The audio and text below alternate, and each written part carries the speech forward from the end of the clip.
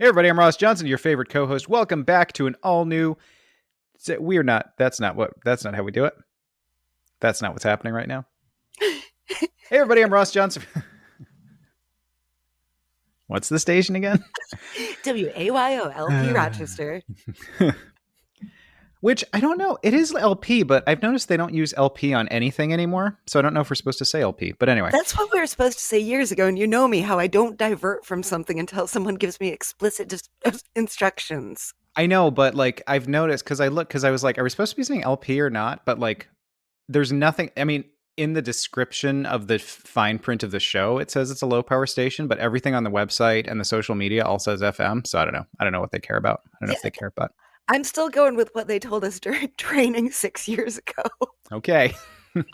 um, Hey everybody, this is Ross Johnson from the Sound of Tomorrow show. Coming up on said show, we're going to be having a little late Oscar recap. We're going to be talking about speeches, giving a speech, ways you can give a speech. That's going to be fun. And we have another in our popular series of unshelved mysteries. That's next. Coming up, WAYO 104.3 FM Rochester. But first, Oh, Ross, why do you look so healthy and awake? well, it's okay. It's 4 in the afternoon, Heather. I'm usually kind of awake at 4 in the afternoon, and for healthy, well, hey, knock on wood, feeling pretty good. Yeah. La dee da. Oh, is this your whole daylight savings time Good for shtick? you. Huh? Oh, is this? Sorry. Sorry. Do you want to do that again? I stepped on you. Just do you want to do the la di da part? And I'll fix it. La dee da. Good for you. Oh, is this your daylight savings time shtick? Huh? You know how you do the thing every year. Oh, I'm so tired. It was daylight savings time this weekend, and I can't even reach my clocks. Wah wah wah. I'm Heather. That's what you sound like.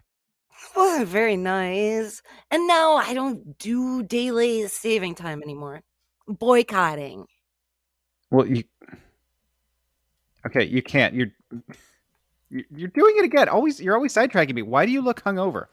I look hungover because I am hungover. Yesterday was Pie Day. The question is, why aren't you hungover?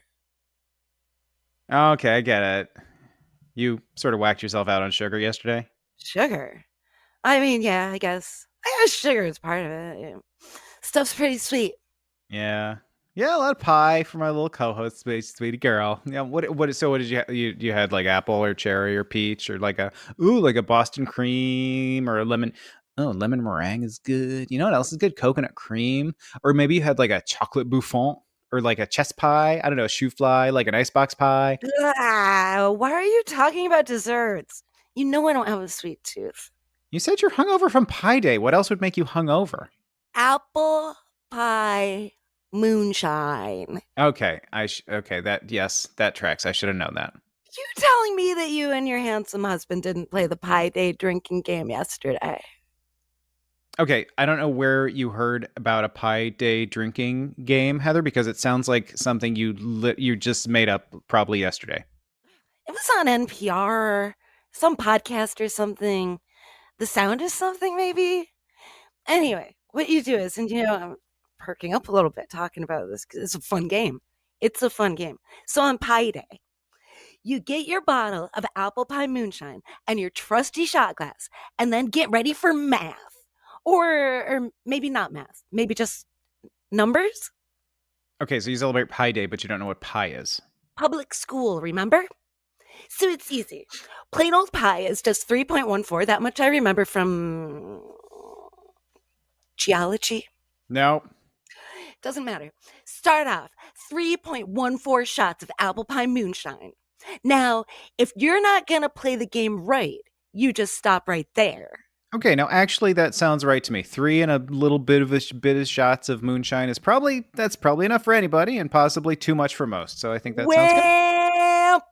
What? If you're ready to win it, what you do next is you count out the decimals.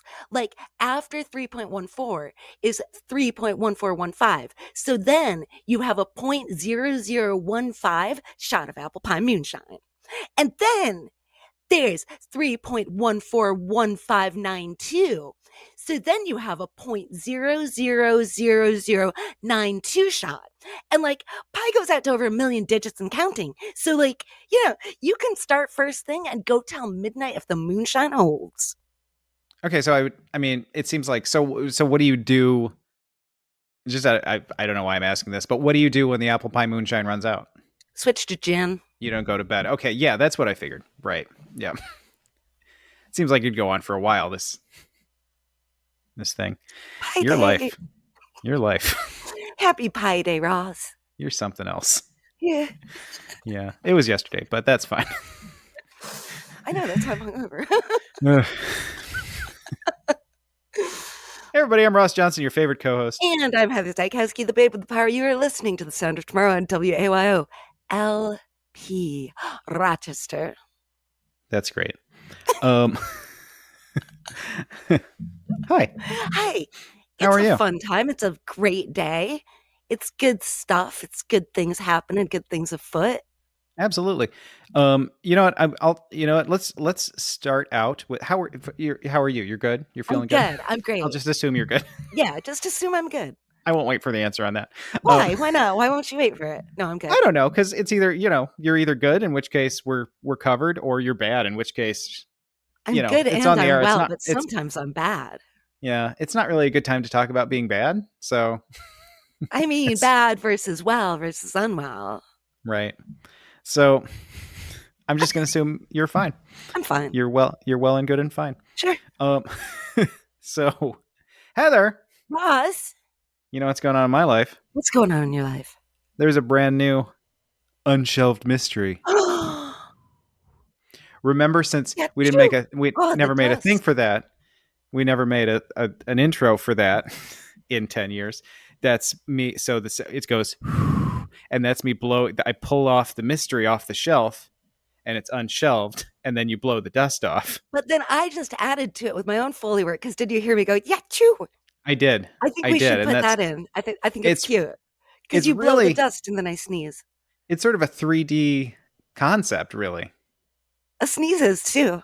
I think if you're listening to this with spatial audio, you would get the full sense. You would feel like you're living inside this crypt or this ancient library from which I'm pulling the thing off the shelf and blowing the dust into Heather's face, in which point she sneezes. I Yeah, feel true. like you could live that. I think you could.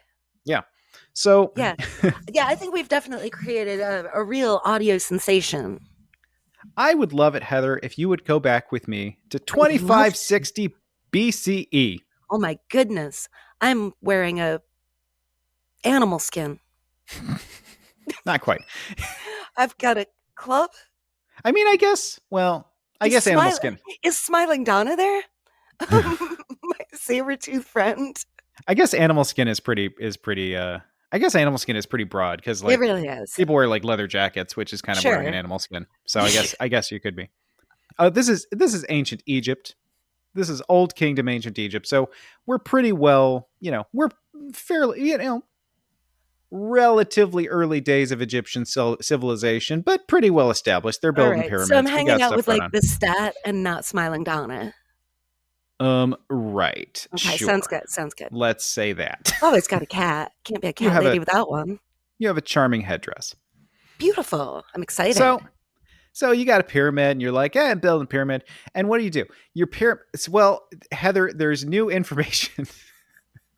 This is not. I am not. My notes are not terribly well organized with this. So, this is from a new study in the journal Nature Communications. The Great Pyramid of Giza, the Great Pyramid of Khufu, which is the biggest of the Great Pyramids on the Giza Plateau. You can picture it in your head. It's pyramid shaped. You know what it looks like. This has been around for a long time. So an international partnership known as Scan Pyramids has been using cosmic ray imaging and infrared thermography to map out the inside of the pyramid. Because surprisingly, despite being several thousand years old, there's a lot that is still not known about these Great Pyramids. And you know what they found, Heather? what they find? They found a big old hole. So they've actually found several voids But what they have just found is a passageway that they did not know was there. And I guess this is not far from sort of a common entrance that tourists use to sort of get inside the more known part of the pyramid. So Did you say passageway or did I mishear you? I think you misheard me. Okay. It's I've a passage. It's a passageway. okay. All right. Yeah.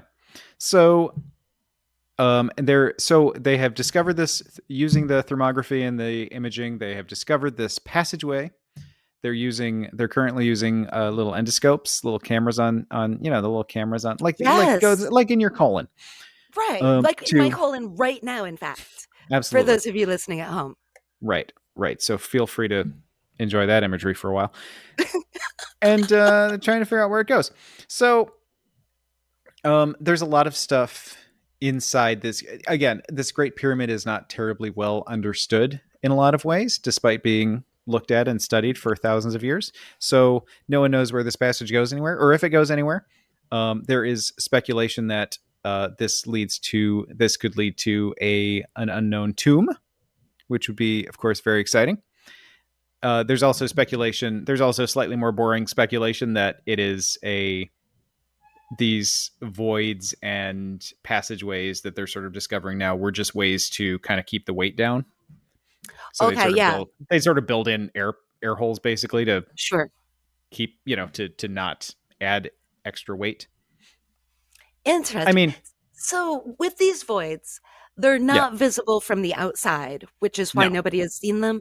And with the little endoscopes, are they poking holes from the outside in to look inside the voids? Yeah, either from the outside. I mean, I don't know about this one in particular. Either from the outside, basically any place they can like find to work their way in. So either from the outside or places on the inside where they might be able to Okay. like push over. So Okay, so like the one that's next to the actual passage that tourists use to walk around, maybe there's a thinner place in the wall there.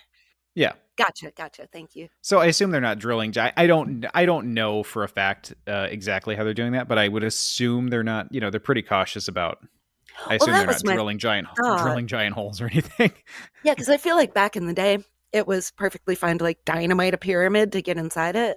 Right. But these days, that's frowned upon, shall we say. I think they're a little more careful. It's Yeah. just interesting. I mean, it's such an enormous structure and so dense. It's just interesting that there are still mysteries. I mean, because if nothing else, I mean, I said it's a little more boring if this is like a passageway that they left open to keep the weight down, but it also gives insight into how it was built, which is kind of there are good hypotheses, but Hmm. it's sort of speculative. It's sort of just guesswork of like, okay, this seems like this is how you would have to have done this. Right. How many people with how many pulleys and whatnot. Mm-hmm. So it's interesting. I think it's interesting. I like I pyramid know. stuff. Well, because of course I always want there to be treasure in there. Well, and that's the thing. I mean, there's I think there are like for all of this stuff, for all of the archaeology and Egyptology over the past century and a half since people got really into it. I think there have been two like intact tombs of significance, of like not that everyone's not important, not of course that pharaohs and high court officials are more important than any old person, but They just um probably had more treasure with them. right, they had cooler stuff definitely. So I mean, that's why, that's part of why King Tut's tomb was such a big deal, because it's one of the only because they were robbed like instantly, not like people came along centuries later and robbed them, or like not like modern people went and robbed them, but they were robbed Right like away. Okay. 10 minutes after the door was closed, like basically. Because I mean, like, oh hey, here's a I mean, I here's guess a they didn't have security cameras back then and stuff. Anybody could kind of just walk up and well, have that's the at it. thing. I mean, and there were so many things, and it's almost comical in a way, because there were so many like, so they built these, so they were building pyramids, and they're like, oh, the pyramids are a really like large advertisement for, oh, here's the dead guy with all the really expensive stuff that he's probably not using. Although, you know ancient Egyptian religion says, yeah, they're using the stuff. But if you're just a normal everyday Egyptian on the street, are they using it more than I could use it? Right. It's sad that the stuff is not there for us to look at. But then on the other hand, if I'm some ancient Egyptian peasant and there's a dead pharaoh with stuff that would keep my family going forever, Yeah. am I going to be like, oh, let's leave that for posterity? No, I'd probably be like, let me use that and feed people, feed my feed my kids. I think I would. Yeah. So I get, I don't have a lot of, but yeah, no, apparently it was a lot of, and it was a lot of, because there were a lot of people involved in the construction of these things. There were a lot of people, there were a lot of holes in the security. Yeah. And no matter how elaborately you constructed the security, like, people are resourceful, people are going to find a way in. So then they started moving, like with pharaohs, they started moving them to, that's where we get the Valley of the Kings, because they were like, oh, we'll do a central location where it's guarded. We can guard it. We can keep an eye on it, as opposed to like having pyramids all over the place that are like giant, like, come rob me, like out in the middle of the desert. So they did that. But that, and that worked for a while, but then that breaks down, how hard it is to get good security. I mean, oh yeah, absolutely. That broke down over time. And then and then at one point they were just taking pharaoh bodies and like shoving them in a hole in the desert. So there are these caches of mummies where they're just like big piles of mummies, like in a cave, because they were like, okay, they'll be safe in here. Completely, I guess, defeating the purpose of your whole. Again, assuming, I never know, when it's like with modern religion where like people believe it. I think we assume that ancient people, everyone believed their religious beliefs to the fullest maximum, I guess that but is the assumption, but that doesn't sound plausible to me when I look at it with a logical and rational sense of how humans are. I just feel like it's not that different from today, probably, where like it's sort of a bell curve. Like, a few people absolutely 100% believed everything, and then most people kind of were, or maybe you believe everything, but do you really? Is it something you're very conscious of, aware of every day, all the time? So right. I don't know that. I'm not convinced that ancient people were all like, I believe this 100%. But if you're a pharaoh and you think you're going to use all this stuff in the afterlife, and then they throw you in a cave to protect your body, I don't know. Is that the ideal accommodation either? I don't know. But I mean, I guess at that point, well, I mean, I would say like the pharaoh wouldn't know. Right. So, wow. You know what I'd do if I had a mummy? What would you do if you had a mummy? I'd eat it. Would you? Yeah. Why? Cure my ills. Yeah. Yeah. I think, I don't know. I think that might not work, but give it a try. I think I've talked about this before on the show. That's why there aren't as many mummies as there should be. It's because people ate them up. Oh, yeah. No, yeah, people did. They did. And like use the wrappings for stuff. And oh, yeah. Yeah. Yeah, it's wild to take a deep dive on. And the mummy unwrapping parties. You've heard about a mummy unwrapping party where I wish I could go to one. I don't know. It doesn't sound that exciting to me, honestly. Oh, but wouldn't you want to eat some? I don't like to eat. I won't eat bread that's like a day past its best by date. So I am unlikely to eat a 3,000-year-old mummy. Interesting. Well, all the more for me. All right. You're gonna eat the whole mummy? You're not just gonna. Over time.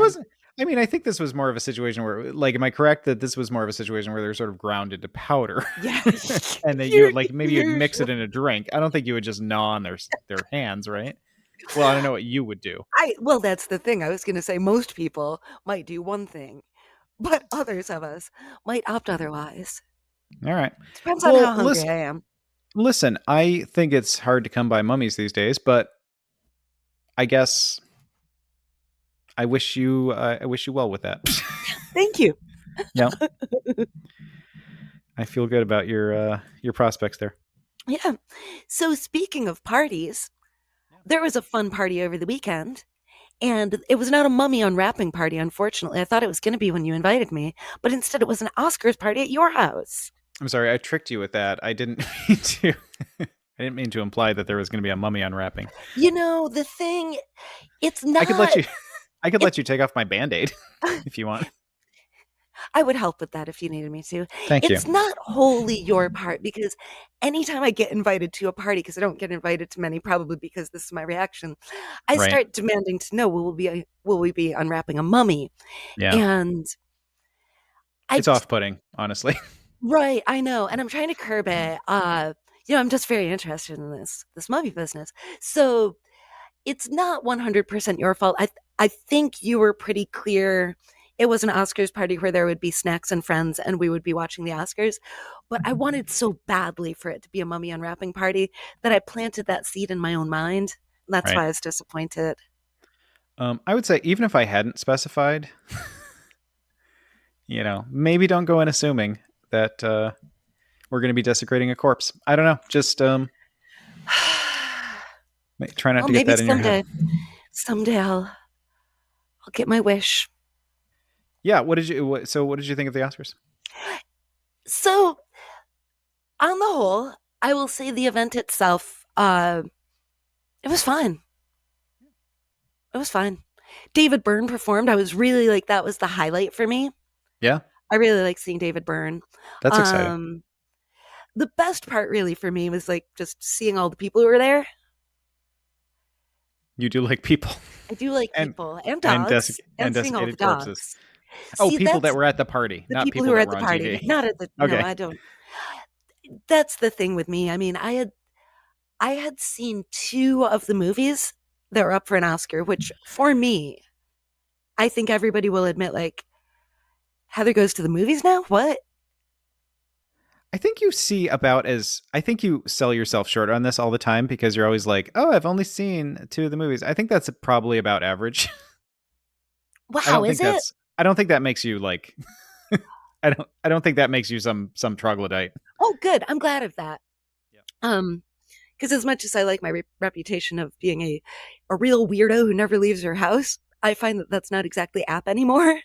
Yeah, I think you like that reputation more than is fair. I think you're more of a normal human being than you'd care to admit. I think I am, Yeah. especially these days. I'm out all the time. Yeah. Yeah, like But it's pretty wild.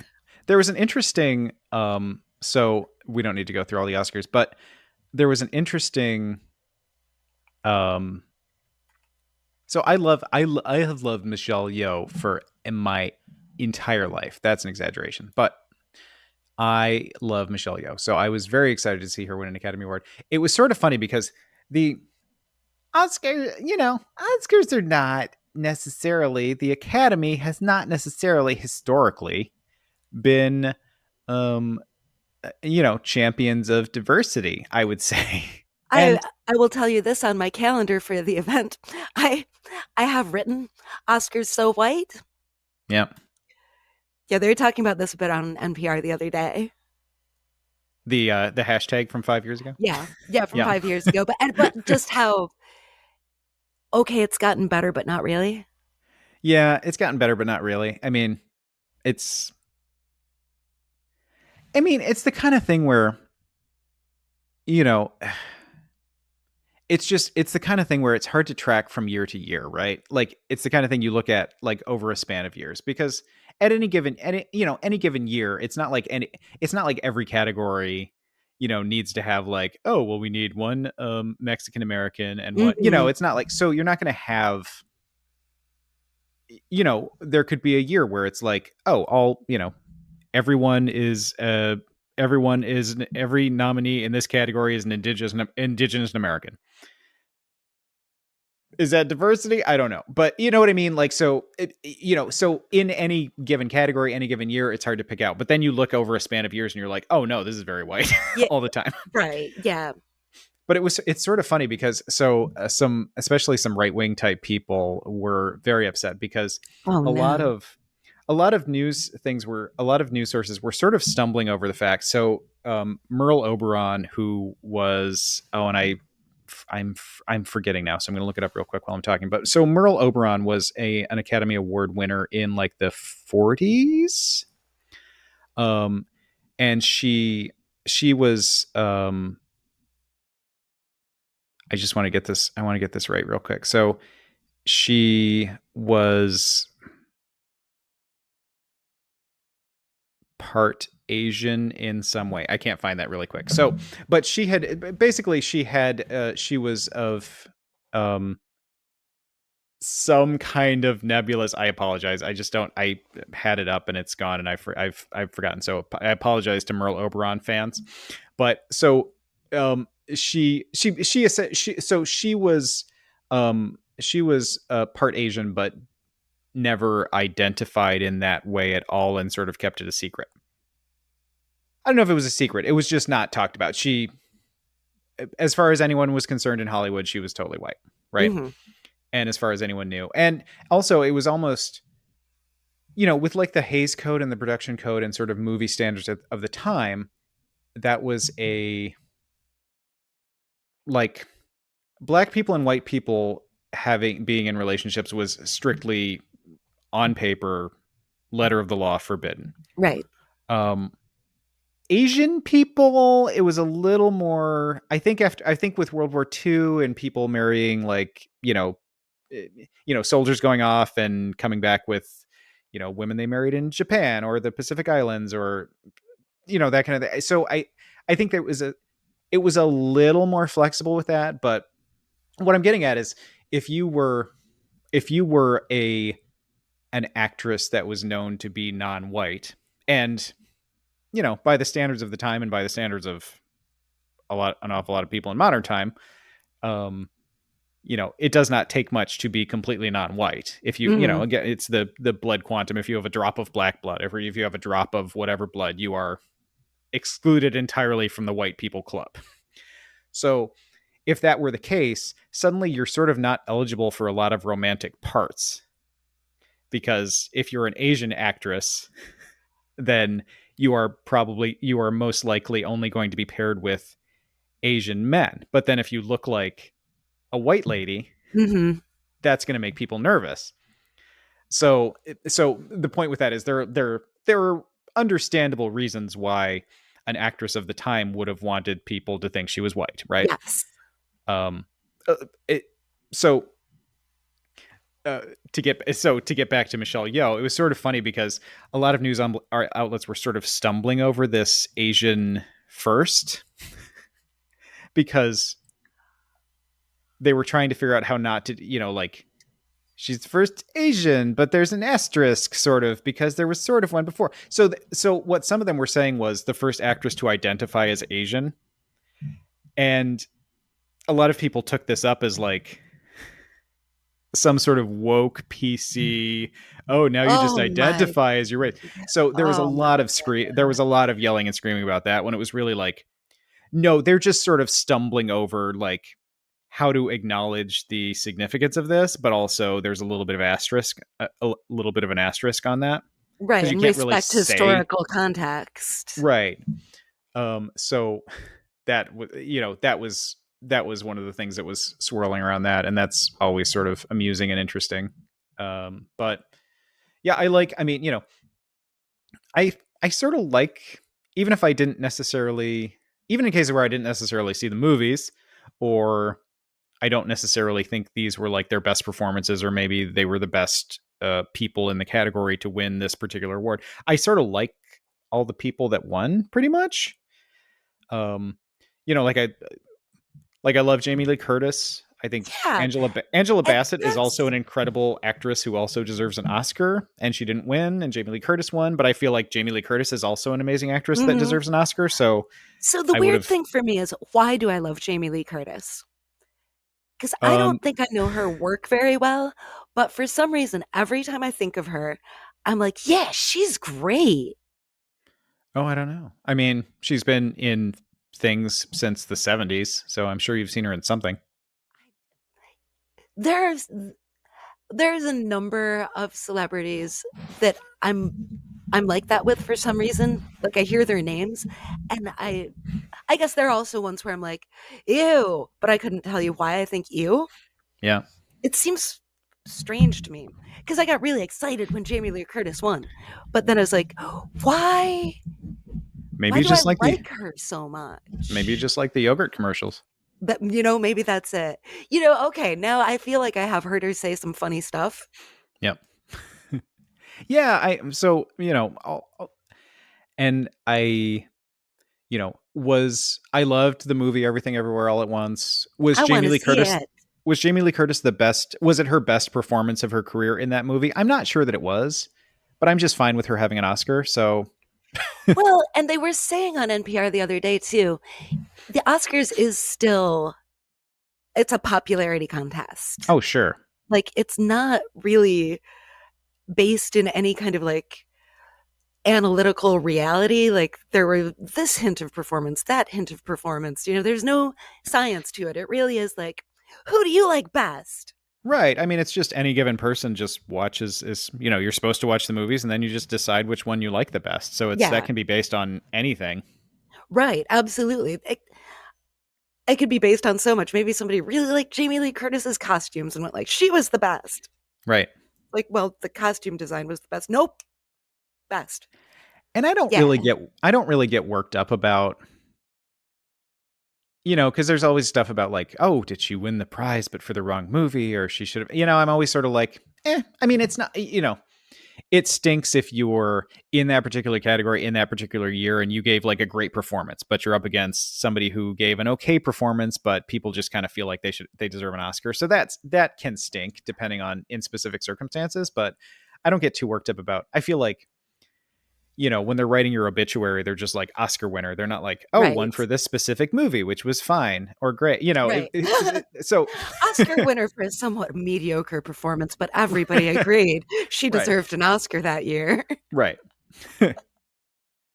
So so I would have been happy with Angela Bassett winning in that category too, Yeah. but I hope that like Angela Bassett absolutely deserves an Oscar just in general. Mhm. So I hope there's a movie whether she deserves it exclusively for that particular movie or not. I mean, which kind of would have been the case this year. I mean, Angela Bassett's amazing in everything. I don't know if I mean, she gave a great performance in Black Panther 2. Would that have been the role that she really deserved the Oscar for? I don't think so, but I would have been fine if she won. I would have been just as happy as Jamie Lee Curtis winning. So, Yeah, and on because you had a fun ballot thing that we had to fill out before watching the ceremony, guessing who was going to win, and mhm. mine was Angela Bassett. Yeah. Like I had chosen her for that category. But when Jamie Lee Curtis won, I was also like, "Yay!" Yeah, I like I said, I was one. I love Jamie Lee Curtis.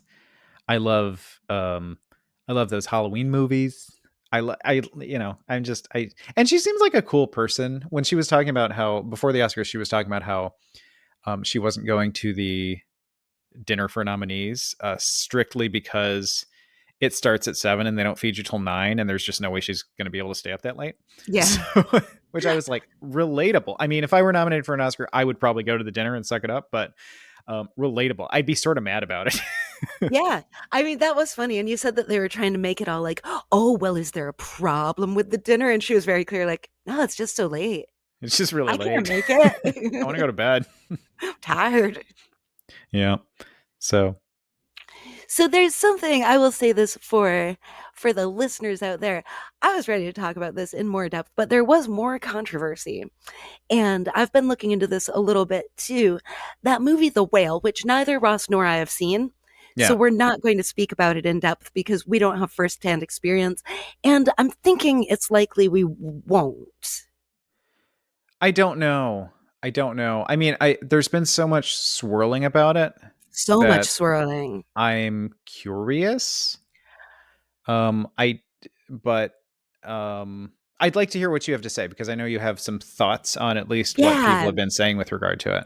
And I've read a couple different articles, and two people that I really admire who are doing some great work in fat activism and just representation of fat people. And Hmm. I just really admire these people. There's Aubrey Gordon and there's Lindy West.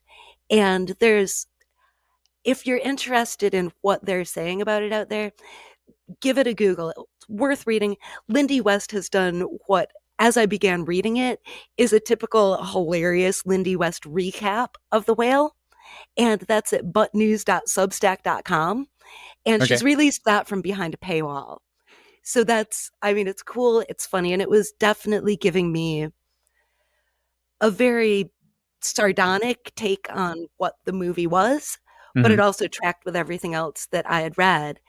And the stuff that I've heard swirling is that The Whale is really offensive to fat people. And it contains some tropes that are actually damaging. And I've definitely noticed this in other media as well.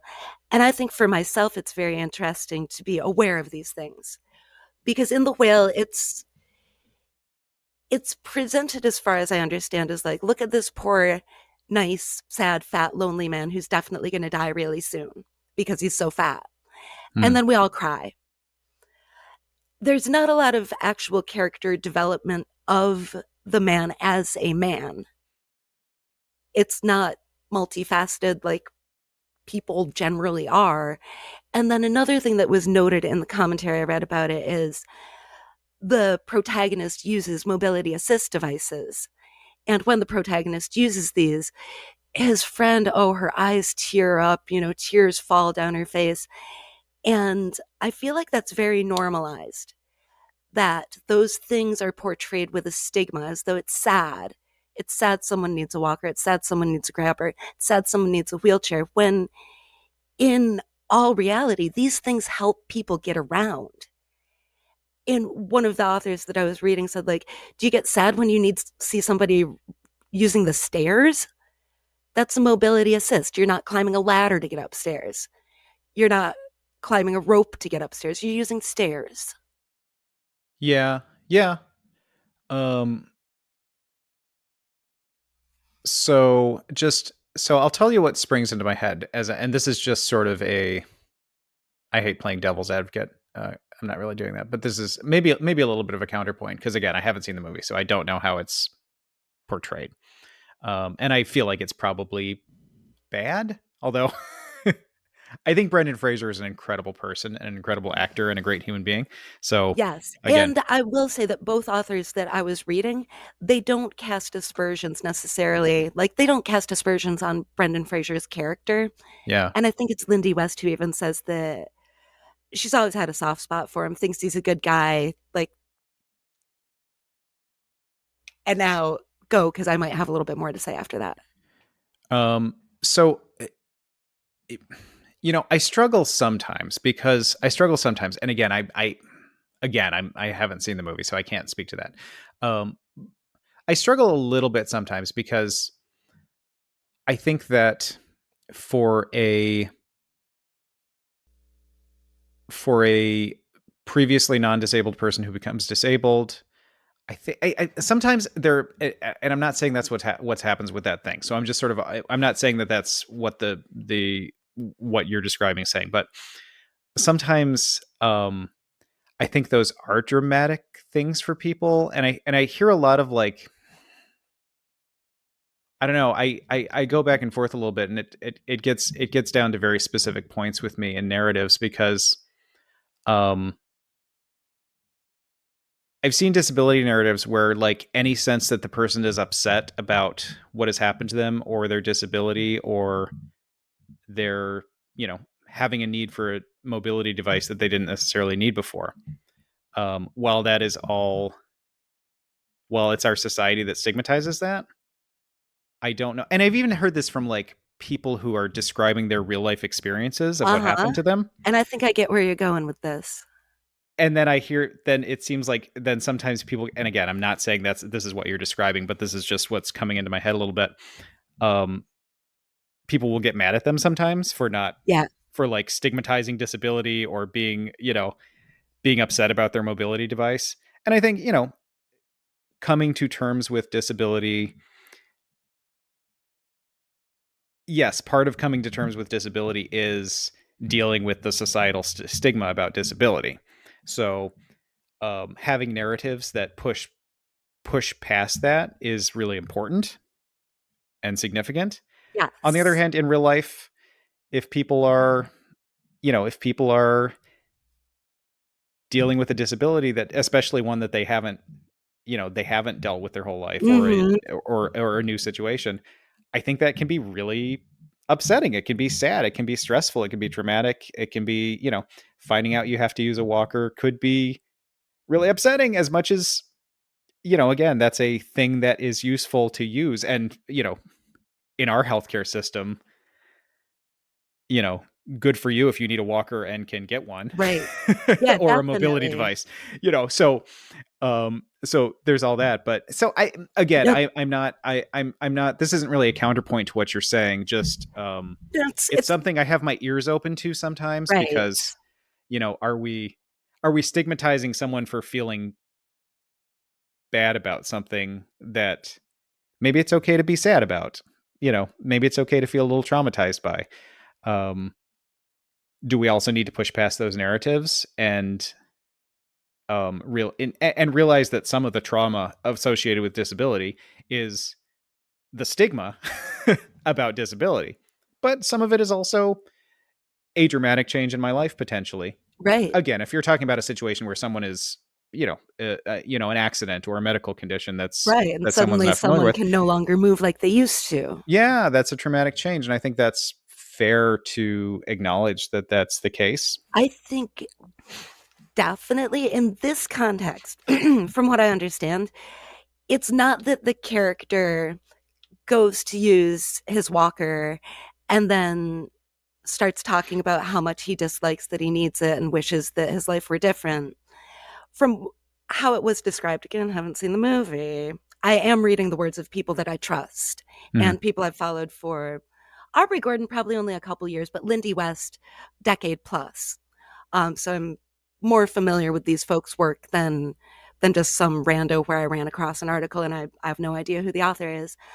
From what I understand, he gets up to go to the bathroom, he's using his walker, and his friend just starts crying because he's using a walker. Mhm. So it's not nearly as nuanced a situation as you described. It's much more cut and dried. Yeah. And again, like I just said the word nuanced. That is another thing. I think that when we see some of this stuff in media, our immediate go to is to like feel bad or think about the stigma. I do think it's much more nuanced than that. And that's something that it's good for me to keep in mind because I've grown up in this culture just like everybody else. Yeah. And it's easy enough for me to fall into the tropes and the stigmas and the stereotypes. So I just thought this was really interesting seeing this other commentary after watching the Oscars. And it was just like acclaim, acclaim, acclaim. But as we were watching the Oscars, you and I were seeing some clips that I don't think either of us were like, oh, I hate that. I need to find a reason to hate it. But we were both like, oh, I don't know what I think. Wow. Yeah, and I I don't mean, and know. yeah, and I mean, there have been discussions about the whale since it came out, I'm so lucky to m- live under a rock sometimes. I many even months remembered ago. in retrospect a friend telling me they saw it. I think I might have thought it was about like a marine animal. Oh, I Yeah. do You know, like actual whales. like my teacher, the octopus, or whatever that one was. Hmm. And I do remember now my friend said they cried and cried.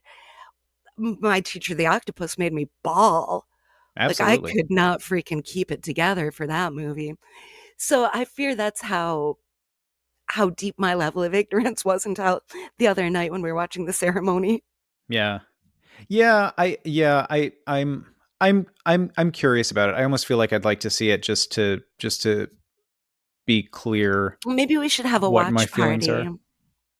Yeah, I don't know. Like I said, I think it's so complicated. And I don't know that the whale is complicated. It sounds like maybe it's not. Two authors I respect say it's not. I Right. I've just heard a lot of commentary from smart people who Yeah. have more complicated opinions about it than that. And including some fat activists. So I just don't have that to hand. Like I said, there's just been a lot of discussion about it for months. I think I know where I probably guess I would land on it, which is probably close to what you're describing. But I just don't know.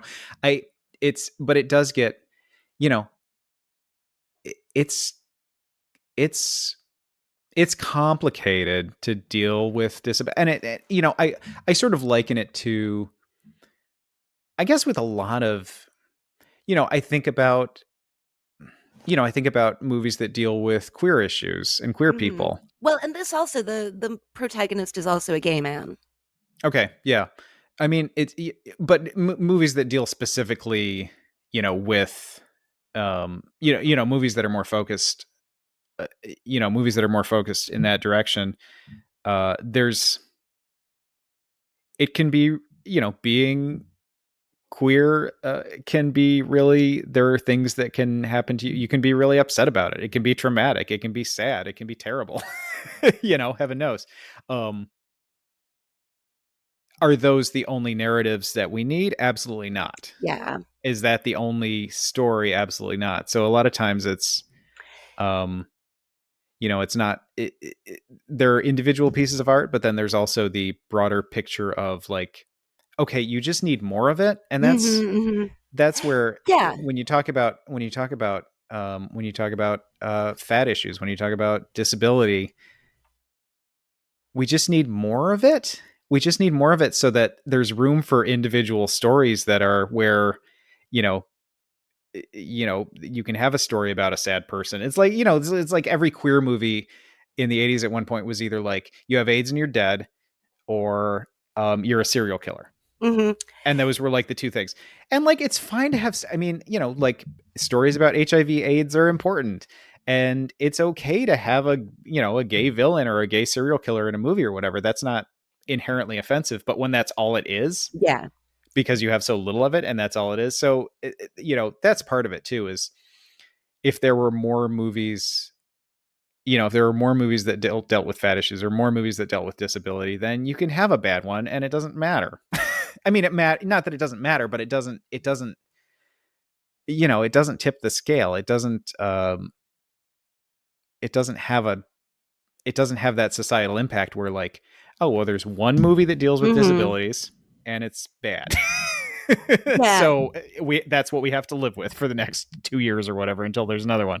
I mean, I will read a quote from the Lindy West article from The Guardian, where she says, maybe it's unfair to use one independent film as the barometer for an entire society's attitude toward fat people. Maybe it's a straw man argument to accuse one fat character of being a stand in for all fat people. But as a professional fat person, I can tell you that people in general are incapable of seeing any fat person as an individual. And as a professional film critic, I can tell you that if The Whale didn't reflect and validate society's real opinion of fat people, there's no way society would like The Whale this much. Yeah. I I think that's very well written, very well stated. Again, haven't seen the movie, but also I'm kind of always excited to see stuff by Lindy West and Mhm. Aubrey Gordon out there. There were other people quoted in some of the other articles that I read, but since I like these two authors in particular, I Yeah. gravitated toward pulling their quotes instead. Yeah. And I do want to read that recap.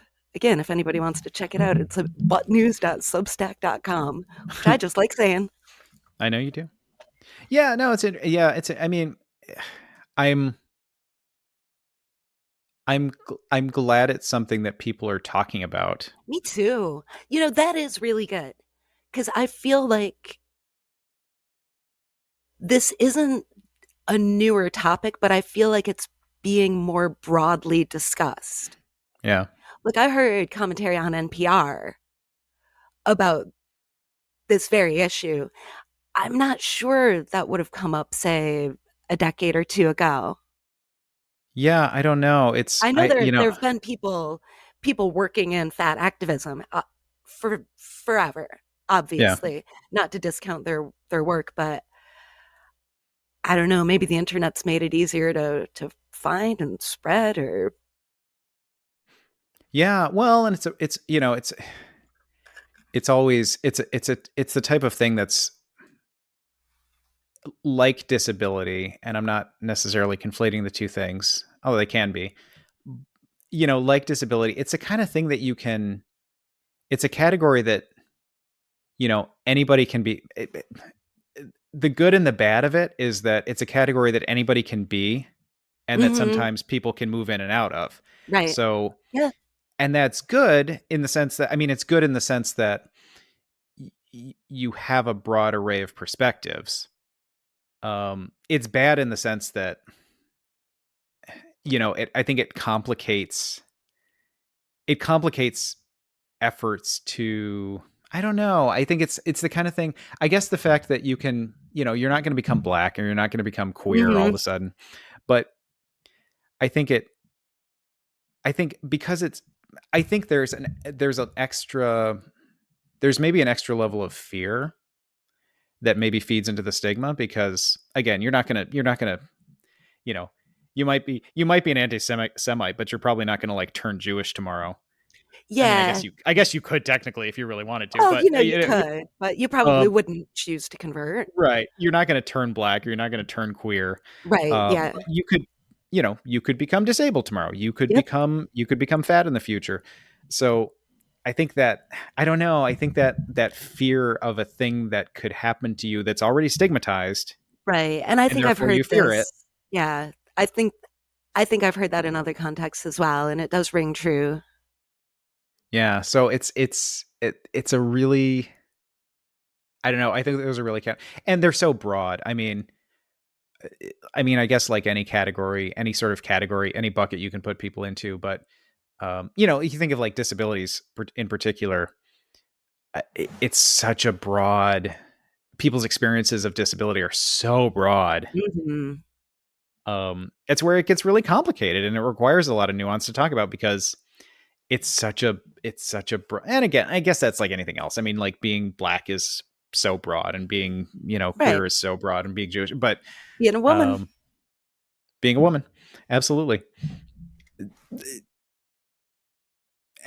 So yeah, I don't know, I just don't know where we are. I think with I think of the image that comes to mind is Donald Trump making fun of the reporter a few years Yeah. ago, doing the very stereotypical like Yes. thing you'd see in a junior high bully doing. Yeah, or like elementary school in the '80s. Yeah, and then everybody going, "That is great. I love that guy. Let's Yeah, make him president." So I don't know where we are. I really yeah. don't. I think it feels like there's no societal consensus. There is, some people have moved forward and some people have moved backwards, and it, depending on what you're experiencing, is what you're getting, a better experience or a worse experience, depending on sort of almost who you're interacting with, because you can't just average it out. Right. Oh, yeah, you're absolutely right about that, and I think that's on so many, like, that's just across society. Like, Yeah. some people have gotten kinder, more inclusive, more understanding, more willing to talk about things and consider viewpoints that aren't necessarily their own personal experience. And other people have really just shut down any interest in that whatsoever. Yeah. And anyone Yeah. who's not them, well, forget about it. Yeah. And I hope I'm in the first category. I mean, think I I think think we I'm both very try willing. awfully hard. Yeah, I'm very willing to learn. I don't know if I'm better than I was in the past, but I think I'm a little smarter than I was in the past, just because I've learned a little bit more. I've or tried to learn a little bit more. Well, and I think with that intent and effort also goes a long way. Yeah. I So think I it's don't good to have know. I think I think having the desire Yeah.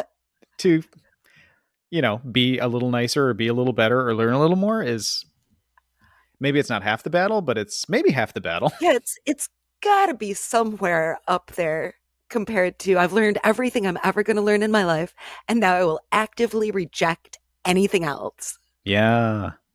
Yeah, let's not do that. No, I'd prefer not. Um I'd get so so you know what? bored. This is actually a good way to end the show, because March is Disability Awareness Month. However we feel about these sort of month-long holidays, but of this is the only time we're going to talk about disabilities. That is not the case, but it is March's Disability Awareness Month. Next week we are going to have a special guest, Dan Watt, who's a documentary filmmaker. We're going to be talking about his film Everybody Dance. I'm excited about this.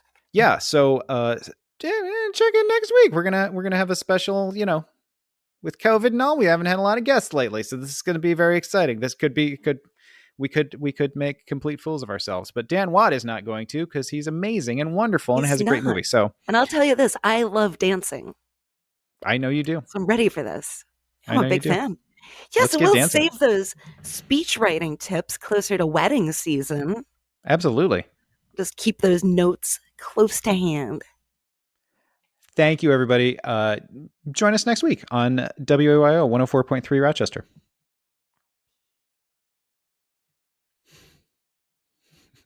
You know, you're the only one that does that in the all of the other. It's fine. I want you to do what makes you happy. Yeah, they told me to a long time ago. I know. I